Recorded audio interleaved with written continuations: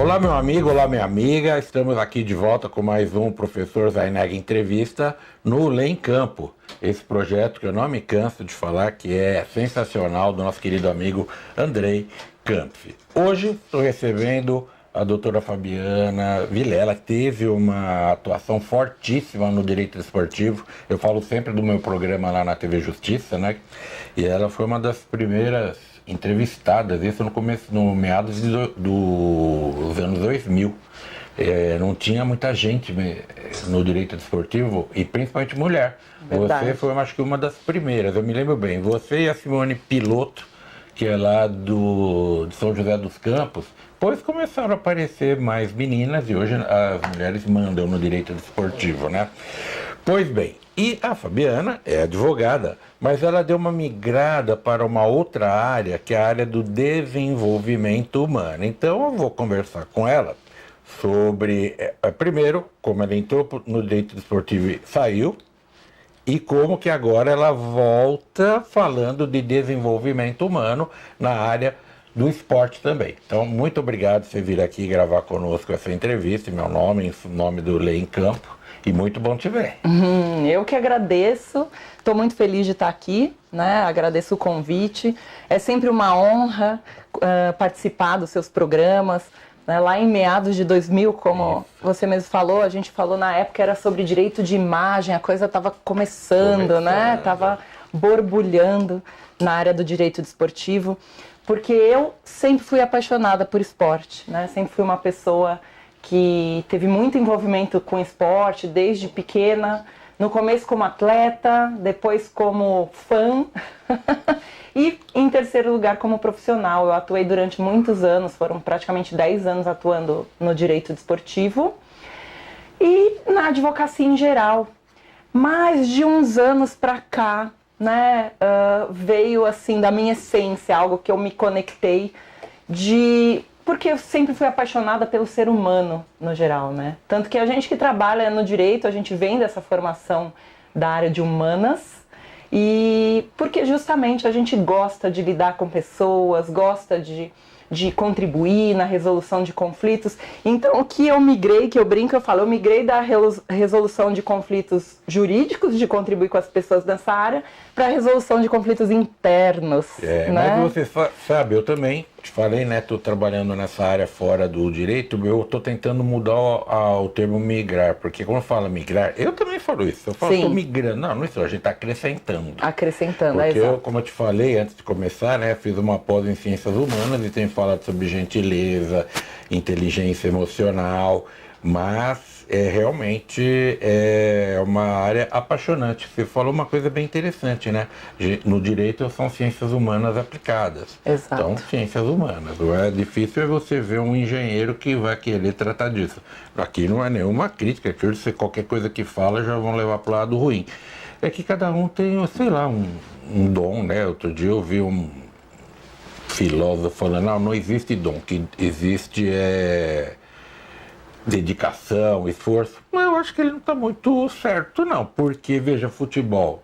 Não adianta, o sujeito não nasceu com o dom para jogar futebol, não vai jogar futebol. Com certeza. Não tem jeito, né? Certeza. E quem tem a mente voltada para exatas, ele fica com outra visão de mundo diferente da nossa.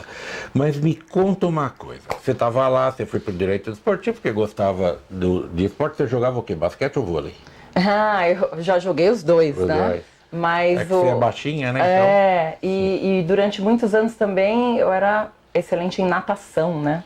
Só que eu sempre fugia da competição. Nunca foi a minha praia, a minha competição. Eu queria me divertir, eu fazia por prazer. Né? E na hora que me colocavam nas competições, eu ia meio contrariada e muitas eu fugi, inclusive. É mesmo, olha que interessante. Quando era bem nova. Nunca me senti confortável competindo. Você gostava da prática desportiva de forma lúdica apenas. Exato, eu exato. Queria saber disso é melhor. Você queria estar na piscina ou na quadra se divertindo. Tá, e essa diversão você traz pra vida? Eu trago pra vida, com certeza. Daqui a pouco ela vai passar a página dela no Instagram, vocês vão ver que legal. Cada postagem muito bacana, né? Sempre alegre, com esse sorriso. E aí você entrou no direito desportivo. Fala, você ficou 8 anos no direito desportivo? Eu fiquei, somando toda a época que eu atuei no direito desportivo, deu praticamente 10 anos. 10 anos. atuando no escritório, eu tinha um sócio e a gente atuava muito junto às federações, né? Eu participava da Federação de Automobilismo, Federação de Karatê, então a gente era pro lado dos clubes e federações. Eu atuei muito pouco com atletas. Então era outra parte, era dos empregadores, né? Porque você vê, as instituições. você deve ter percebido que estava uma leva de garotada, né? Sim. Muitos aqui vão ficar surpresos. Não, nunca ouvi falar na Fabia, onde é que ela estava? Mas ela é precursora do direito esportivo. Todas as pessoas que gravavam comigo nos anos 2000, a gente fala no começo do século. É verdade, isso é forte. Hein? Isso é forte, isso é perigoso. Aqui eu falo, aquele programa, eu e todos que participavam, que nós demos uma grande visibilidade para o direito esportivo, Sim. Porque eram poucas pessoas, pessoal. Hoje tem IBDD, SBDD, academia, tem cursos de graduação, na graduação tem direito esportivo. Na época a gente tinha tido uma pós-graduação apenas. Sim. Hoje tem várias, eu coordeno uma que é online, tem mais de 1.000 alunos pelo país. Ou seja, difundiu enormemente. Então, naquela época, a única pós-graduação que tinha foi, inclusive, onde nós nos conhecemos, né? IBDD. Que era do IBDD, que o IBDD estava iniciando foi também. A primeira, lá em São Bernardo. E nós éramos poucos, então todo mundo se conhecia, Você né? sabe que eu tenho uma imagem daquela sala, realmente, a mesa do professor era um pouquinho maior, cabia ter dois docentes, e eu voltei dar aula lá em São Bernardo. Mas eu lembro que era um grupo pequeno, era você, Martorelli, quem mais? Acho que o Dr. Walter Pitino, que era do Cineclube. Sim. Acho que tinha 15 alunos, se muito.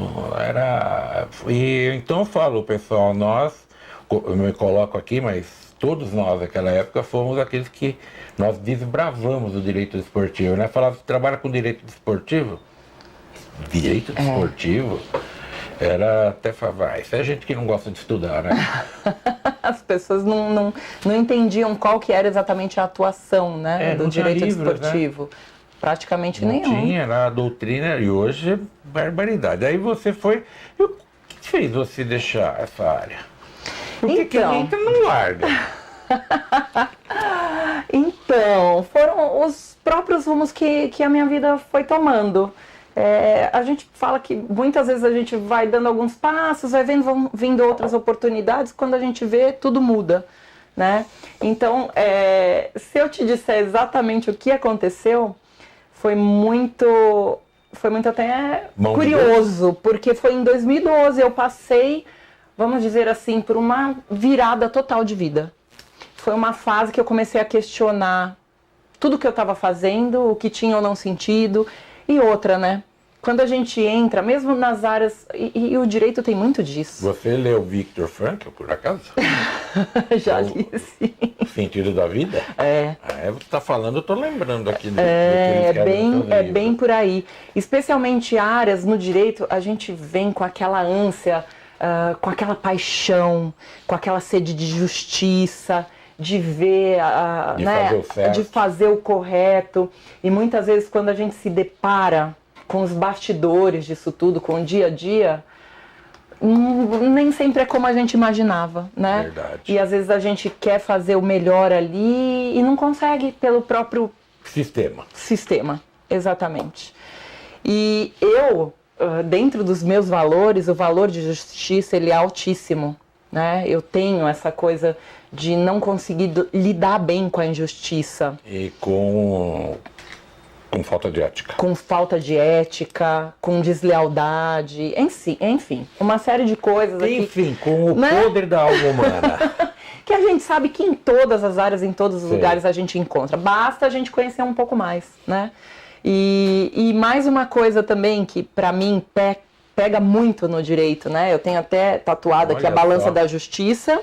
E o que pesa aqui na minha balança é o coração. Olha, gente. Porque é o meu lado humano que grita mais alto. Então, nos últimos anos eu via pessoas que muitas vezes sentavam na minha frente ali precisando da minha ajuda como advogada e tendo em mim o último recurso para fazerem o que era a justiça para elas.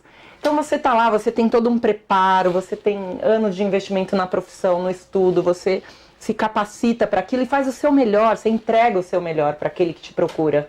porque você se vê como um meio daquela pessoa acessar o que ela precisa. Só que muitas vezes, né, a gente se decepciona com os resultados que vêm. Essa coisa da a justiça é imparcial, né? Será que existe imparcialidade onde existe um ser humano atuando? Mas você sabe, uma vez eu dava aula na graduação ainda, que eu já só estou dando aula num curso de mestrado e nas especializações. Tá. Não que eu não queira, eu gosto ainda de graduação, é o tempo que não dá. Mas um aluno falou uma coisa uma vez, eu falei, o juiz julgou assim assado. Aí falou, doutor, mas isso não está, professor, isso não está certo, né? Isso foi injusto. Eu falei, sim, foi. Mas não tinha que ser justo? Eu falei, mas quem julgou foi o juiz. Sim. Mas foi o juiz ele não tem que ser realmente justo? Eu falei, teria, mas ele é ser humano. Então, ser humano, eu lembro quando eu fiz o pós-doutorado, eu tive uma aula lá na Espanha, que era a ideologia e o julgamento dos processos. Não tem como você não... Bom, agora eu vou julgar, eu vou esquecer que eu sou cristão, que eu sou de direita, que eu sou de esquerda, se eu acredito ou não na vida eterna, porque não, alguém fala, eu, enquanto juiz, não, isso eu acho uma bobagem. A gente... Até eu falo isso, não, enquanto advogado, como advogado, eu acho tal coisa. Não, você acha que é um ser humano. Sim. Não é? Mas, sei lá, mas peraí, mas você se desgostou mais com o direito e com o meio desportivo. Então, o meio desportivo foi justamente com relação a todas essas coisas de ter contato com os bastidores. Então, como era uma área que eu atuava por paixão, né? A paixão ela foi sendo abalada quando eu fui conhecendo o funcionamento de algumas coisas que estavam vindo de encontro aos meus valores e princípios, sabe? E aí aquela hora que você não dorme bem, fica deprimido, para de comer ou come mais. Exato. E começa a influenciar sim, pega no nosso emocional. A gente muitas vezes, infelizmente eu sou assim, eu tenho advogados, amigos, advogados, colegas que falam, não, é problema do outro, eu fiz a minha parte, é o meu trabalho, mas eu não penso dessa forma. Não é assim. E eu trago pra mim muitas vezes, como se fosse uma causa pessoal minha, e isso começou a me fazer mal. Né? Começou a me fazer mal. Só que eu acreditava que era o quê? Ali no ambiente esportivo. Então, eu me afastei do ambiente esportivo. E ficou só no direito de daí foi um ano de rompimento com tudo que eu estava fazendo. Foi um ano que eu me divorciei depois de 18 anos de casada. Eu terminei uma sociedade de 8 anos, que era a minha sociedade dentro do direito desportivo. E daí eu fui para uma busca de resgatar quais eram os sonhos da Fabiana, por que ela foi buscar o direito, o que ela queria. E daí eu comecei a estudar para concurso, porque foi isso que me fez entrar na faculdade, né? Eu queria eu era apaixonada pela Polícia Federal, eu queria ser policial. Então eu fui resgatar tudo isso. Só que uma reflexão que eu fiz há pouco tempo, eu já estava com 30 e poucos anos e de repente eu rompi com tudo que eu tinha feito até então e fui tentar resgatar sonhos que eram de uma Fabiana adolescente, muito jovem. Então, a hora que eu comecei a caminhar, que eu comecei a perceber que, peraí, não dá mais, não é por aí também, né? E aí você foi trabalhar com desenvolvimento humano, você foi estudar? Isso, a princípio eu continuei advogando, só que eu fiquei na área, daí eu já voltei para a área que era a minha segunda expertise, que era a área civil, né? De contratos, daí direito de família, que eu fiz várias especializações nessa área também. Mas daí no próprio direito de família, por a gente muitas vezes ser 90% psicólogo e 10% advogado, né? A gente começa a lidar mais fortemente com os conflitos humanos, né? A lidar com a falta de inteligência relacional que o ser humano tem, né? Esses conflitos. Mas na área trabalhista não foge muito não, viu? Olha, eu vou dizer um negócio que esses livros aqui são testemunhas das angústias das pessoas que eu atendo nesta sala. E eu dou muito do meu tempo pro lado pessoal. Os meus sócios, eles vêm, fazem o feijãozinho com arroz do direito, e aí eu fico a tarde toda, às vezes, conversando com o cliente, só queria falar, só queria desabafar. Ou que perdeu o emprego e está se sentindo injustiçado. E empresário também que fala, poxa, mas essa ação, eu tentei fazer tudo direitinho, não é verdade, está todo mundo angustiado. E se a gente não tem um preparo emocional, e eu falo isso há muitos anos, por viver há quase 40 anos na vida acadêmica, as faculdades de direito algumas já tem, psicologia. Porque a gente sai, eu no meu caso, com 23 anos já era advogado. Imagina com 23 anos atendendo pessoas casadas há 18 anos, com a angústia de terminar um casamento que tinha praticamente a minha idade. Quando eu nasci já era casada, em alguns casos, ou casado. Sim. E aí é pesado. Claro, eu acho que todo mundo que leva a sério pensou em desistir. Porque eu falei, não dá pra mim, em área criminal, que no começo fazia tudo, né? Sim. Aí você vê a pessoa atrás das grades, e você quer tentar libertá-lo, você não vê o que ele fez pra estar lá. Não é fácil. A advocacia, o direito em si, né? Que Sim. julgar também não é nada fácil. Mas vamos falar, e aí o desenvolvimento humano? Aí você se encontrou, e agora nós vamos solucionar tudo, agora o mundo vai ficar bonito. Só que a gente... Agora eu cheguei para consertar tudo que Deus não consertou. Mas a gente chega com a consciência de que a hora que você entra nessa área... Primeiro, que a hora que você é picado pelo bichinho do autoconhecimento... Eu sei. Nunca mais você se livra disso, né? Essa construção aqui, ó, de uma biblioteca de livros é sobre isso, né? A gente começa a querer ler cada vez mais, se aprofundar mais, fazer mais e mais cursos, porque... realmente é apaixonante e a gente entender que o ser humano é como se fosse uma cebola, né? Então a gente tem cascas. E essa história da gente querer resolver todas as questões do mundo, na verdade ela começa por nós, né? A gente percebe que, peraí, não é bem assim. Seja a mudança que você quer ver no mundo, Exato. Né? E é um processo que ele não é gostosinho, né? Claro, é um processo de você olhar para dentro e entender... E encarar as suas dores, as suas dificuldades, o que é mais desafiador e mergulhar naquilo. A gente vai agora trazer para o esporte. Tem um rapaz aqui, que está aqui trabalhando na técnica, filmando, que uma vez, talvez ele não se lembre disso. Luciano Luiz, narrador, eu tive, ainda tenho a honra, né, de vez em quando trabalhar lá comentando jogos com ele. Teve lá uma situação do Neymar, sei, Luciana, se você vai se lembrar disso. E alguém falou, pô, o cara ganha não sei quantos milhões e ele faz isso. Olhando lá pra baixo, ele jogava acho que no Santos ainda. Aí o Luciano falou uma coisa, você vê, Luciano, de vez em quando você fala uns negócios que eu guardei, você vê? Ele disse o seguinte, não é o dinheiro que faz o cara ficar maduro, é o tempo que vai passar, não adianta ele ganhar tudo isso. O Luciano estava certo? O que você acha? No esporte, o dinheiro... por si não adianta nada, né? Não. Ele não vai... Porque eu digo, né? A pessoa pode ler, estudar 10 horas por dia, 5 anos seguidos, vai saber tudo de direito, vai passar no concurso, mas tem uma coisa que ela só vai ter com o tempo, ou seja, experiência. Experiência, exato. Experiência, né? Porque você querer resolver problemas... eu uso muito isso aqui que eu vou te dizer. A comparação, querer resolver problemas apenas com doutrina é a mesma forma que você querer matar a fome lendo o cardápio. Com certeza. Né? Mas no certeza. esporte, então, o Luciano estava certo, porque ele falou, não adianta ganhar hoje, que ganha uns 3 milhões de euros por mês, e ele vai estar lá jogando na Copa do Mundo, dentro do campo, às vezes está desequilibrado, alguma confusão. Poxa, mas ele ganha 3 milhões e meio de euros por mês, isso daí não... o faz, por si só, não faria já um cara equilibrado e tratar... O que você acha disso? Você vê como as pessoas estão completamente perdidas, né? E com valores distorcidos do que realmente é a vida, a essência das coisas. Uma coisa que eu sempre falo, porque nós seres humanos, a gente tem uma série de crenças com relação ao dinheiro, uma série né, muita gente trabalha muito com escassez e tem essa visão errada. Por quê? Porque o dinheiro, ele nada mais é do que uma energia de troca aqui para o mundo material, para o mundo que a gente vive. Se tiver 2 milhões de dólares numa valise, o avião caiu numa ilha.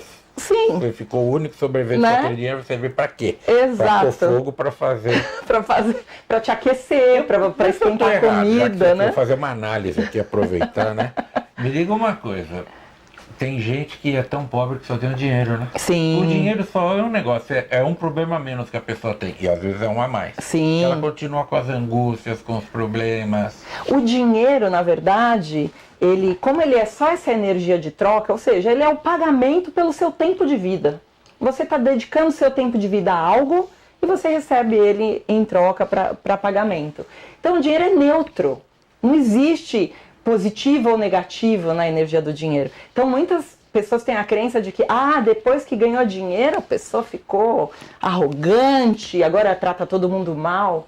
Na grande verdade, o dinheiro ele é só uma energia potencializadora daquilo que a pessoa já é. Se ela for boa, vai dividir com os outros. Se ela for uma pessoa má, exato. usar pro mal. Ele só potencializa, né? Por isso que a importância, e aí a gente chega nessa parte da inteligência emocional, é que as pessoas tenham essa base de formação, esse entendimento.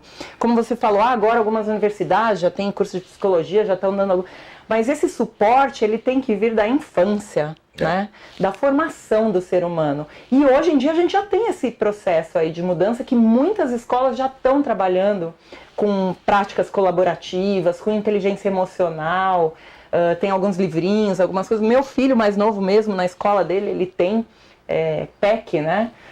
Que chama que essas práticas colaborativas que une todo mundo para conversar sobre amizade, sobre ver o outro, sobre colaboração, sobre compreensão e sobre entender as nossas inteligências também, né? Aquele filme Divertidamente da Disney, ele traz muito isso e é muito incrível, porque o que acontece? Nós temos as nossas emoções primárias, e que são emoções básicas, que são ligadas lá na nossa ancestralidade, com o instinto de sobrevivência, com o objetivo de preservação da espécie, mas eles estão em nós, é genético. Não tem como a gente se livrar dessas emoções. E nem tem como a gente controlar. A inteligência emocional não é sobre controle emocional, mas é sobre a gente conhecer como a gente funciona, conhecer como essas emoções funcionam em nós, né? Para a gente, a partir disso, administrar, gerir melhor. E sem essa base, esse conhecimento, essa formação, quantos atletas vêm de famílias completamente desestruturadas, não tem estrutura nenhuma, e muitas vezes o esporte é o único meio que eles têm para salvar uma vida, uma família, toda uma estrutura. Eles investem tudo que eles têm, né, apostam naquilo, a família inteira às vezes está apostando naquela pessoa para salvar todo mundo. Só que não existe estrutura emocional.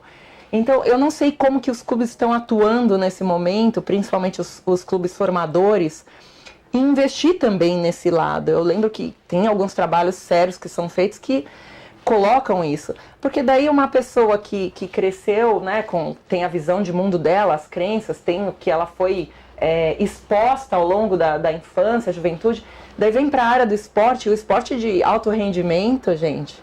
O que todo mundo vê é o glamour, né?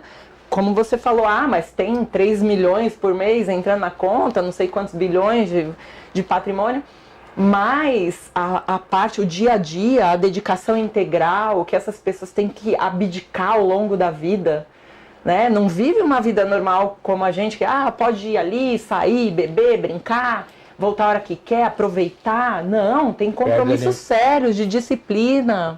Não vou dizer quem é, porque é uma pessoa conhecida e o pai dele também é conhecido. É o filho de um ex-jogador de futebol famoso, foi de seleção brasileira, que jogava muito bem.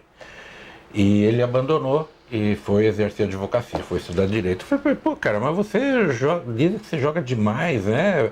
Que você é melhor que seu pai, inclusive. Ele falou, não, primeiro eu não sou melhor que meu pai. Segundo, ainda que eu fosse igual, eu não quero para os meus filhos o que o futebol fez do meu pai para comigo. Eu quero estar nos aniversários dos meus filhos, no dia dos pais, eu poder ir na escola lá receber homenagem, porque eu não tinha nada disso, porque meu pai estava para lá, para cá, viajando.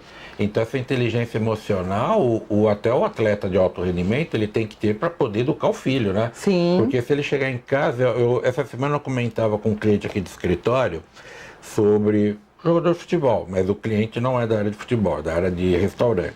E eu comentei com ele que uma vez o saudoso Valdir Pérez, ele deu uma entrevista para um jornal e ele disse uma coisa que eu nunca me esqueci, que a filha dele chegou em casa brava com ele.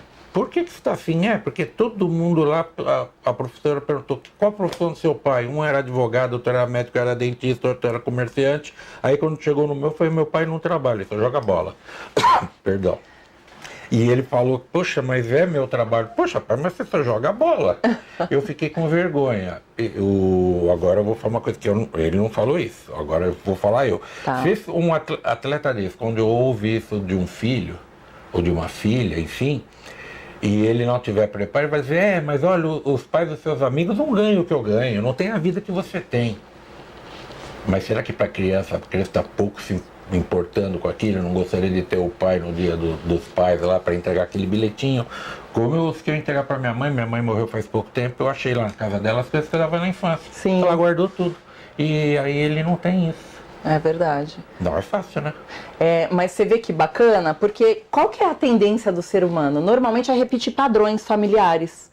Então aí no caso desse pai e filho, ele teve uma educação, uma formação base que ele se conectou aos valores dele. E ele estava consciente de quais eram os valores importantes para ele. Por isso que eu falo que como que a gente desenvolve a inteligência emocional? Porque inteligência emocional é o que hoje em dia a gente chama de soft skill, né?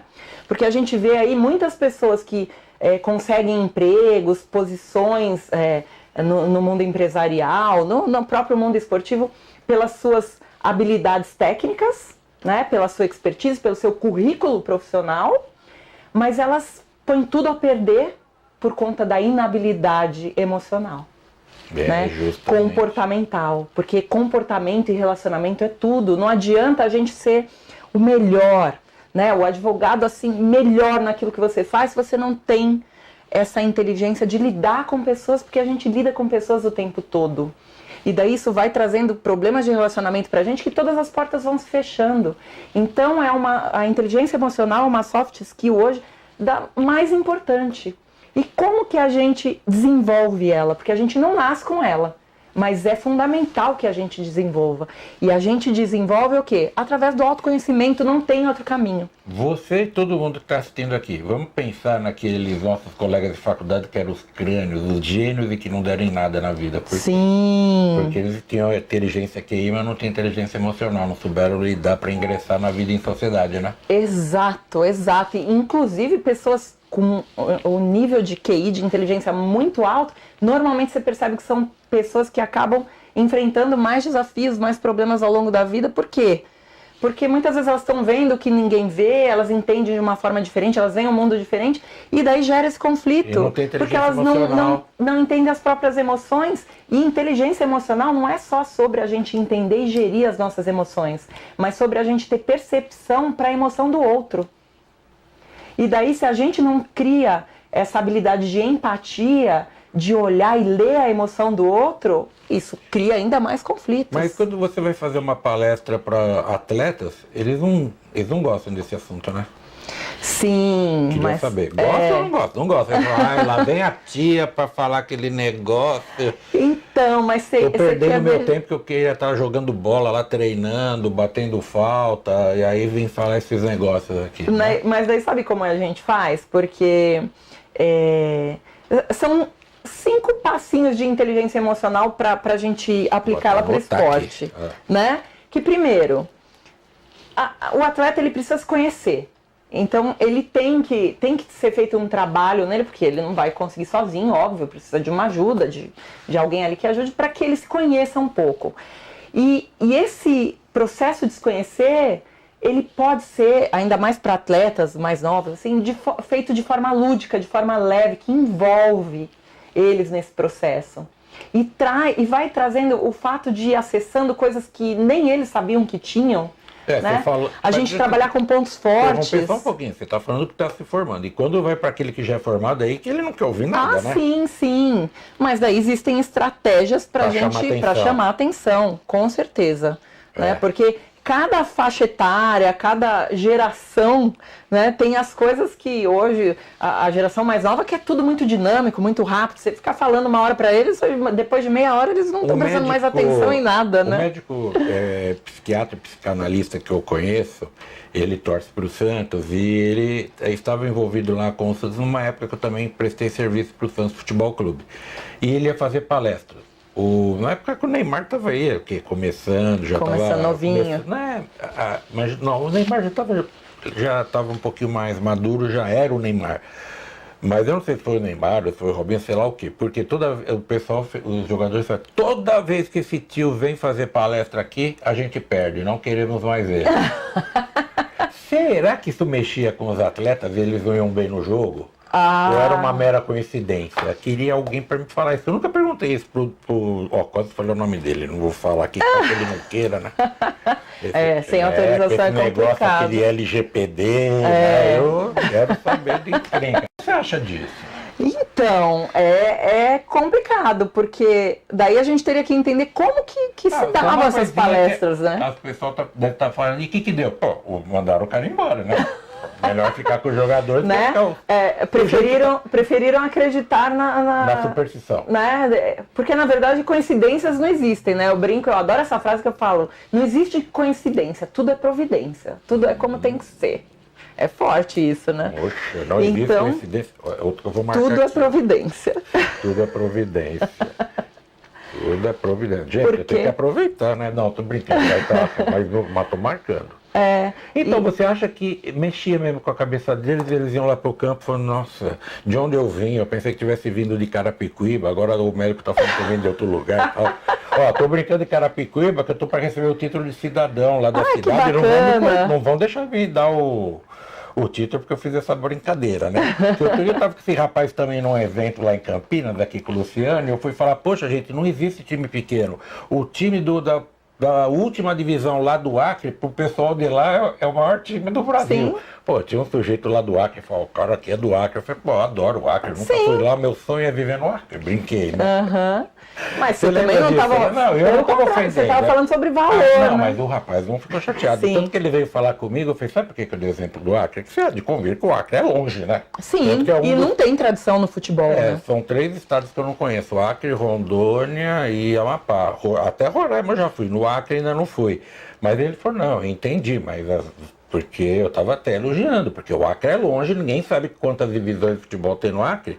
E isso é verdade. Se você falar, o Corinthians é um clube grande e foi jogar com um clube pequeno. Pequeno na minha visão. Sim. Mas o cara lá da cidade que gosta daquele clube, então eu não uso esse termo clube pequeno. Eu falo clube que não tem a expressão nacional, que tem um Flamengo. Mas para ele não é o time pequeno, não Sim. é? Isso é inteligência emocional. Com certeza. Tô ficando bom. Porque cada ponto de vista é a vista de um ponto. Né? Depois eu vou marcar. O seu filho que tá ali vai me ajudar. Que tá... Fabiana, o papo tá maravilhoso, mas a gente tem a limitação de tempo. Que maravilha de papo. Eu tenho certeza que quem assistiu adorou. O bom de estar na internet, lá no canal do Lê em Campo, que você volta, vê de novo, passa. Nossa, foi Dá muito... um pause para anotar as frases de efeito que a gente adora. Anota, né? Então, para te encontrar lá no Instagram, outras redes sociais, você fica à vontade aqui para falar. Tá. O meu Instagram é @_Fabi Vilela. Tudo junto com 2 L's no Lé. Vamos colocar aqui embaixo para o pessoal te encontrar. Para facilitar. E nas outras redes sociais, Facebook, LinkedIn, eu tô sempre como Fabi Vilela, tá? Então... Pessoal, é um convite que eu faço, quem se identificou, quem gostou do conteúdo, a gente está sempre lá fazendo lives, trocando ideia, trazendo conteúdos de inteligência emocional, de sabedoria para a vida, né? Porque acho que a vida é um grande aprendizado e a gente está aqui para aprender uns com os outros, para ter essa troca. E isso também é inteligência emocional, né? A gente aprender a lidar com as diferenças. E a gente sempre aprende, né? A gente sempre aprende com o outro. Eu falo, a pessoa mais humilde, se você parar na rua, um desses moradores de rua que vem te pedir alguma coisa, você conversou com ele 2 minutinhos, alguma coisa ele te ensinou. Com certeza. Todos somos fontes de sabedoria. E se não fosse pra gente aprender... o mundo não seria tão diverso, né? A gente primeiro que chegaria sozinho, isolado, e tá tudo bem, não precisaria viver em sociedade, vir em família e enfrentar tantos desafios, né? E como dizia o Gandhi, né? Quem não nasceu para servir, não serve para viver. E é isso que a gente tem que fazer. Pessoal, muito obrigado por vocês acompanharem a nossa entrevista. Fabi Vilela, muito obrigado. Eu que agradeço, professor.